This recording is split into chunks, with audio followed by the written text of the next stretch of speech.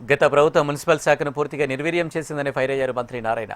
విశాఖలోని గాజువాకలో పర్యటించిన మంత్రి నారాయణ పలు అభివృద్ధి కార్యక్రమాలకు శ్రీకారం చుట్టారు. మున్సిపాలిటీలో ప్రజలు కట్టిన ట్యాక్సులు ఇతర అవసరాలకు మళ్లించేశారని మండిపడ్డారు. గత ప్రభుత్వం దారి మళ్లించిన 1700 కోట్ల నిధులు ఇంకా మున్సిపాలిటీలకు రాలేదని అన్నారు. కూటమి ప్రభుత్వం వచ్చిన తర్వాత మున్సిపాలిటీల నిధులు అక్కడే ఖర్చు చేసేలా గ్రీన్ ఛానల్ తీసుకొచ్చామని తెలిపారు.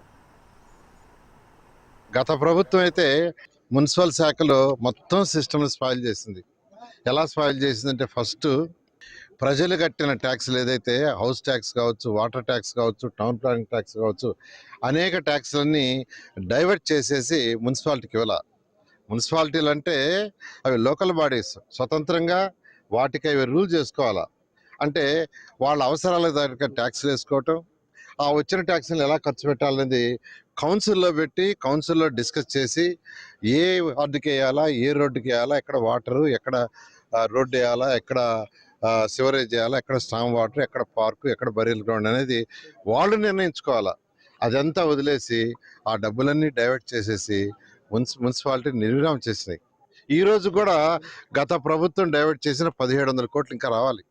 గవర్నర్ ముఖ్యమంత్రి గారు ఈ మాట చెప్పంగానే లాస్ట్ April 1 ఇమ్మీడియట్గా మున్సిపల్ శాఖకి వాళ్ళ ఫైనాన్స్ గ్రీన్ ఛానల్ చేయండి అని ఫైనాన్స్ డిపార్ట్మెంట్కి ఇవ్వటం.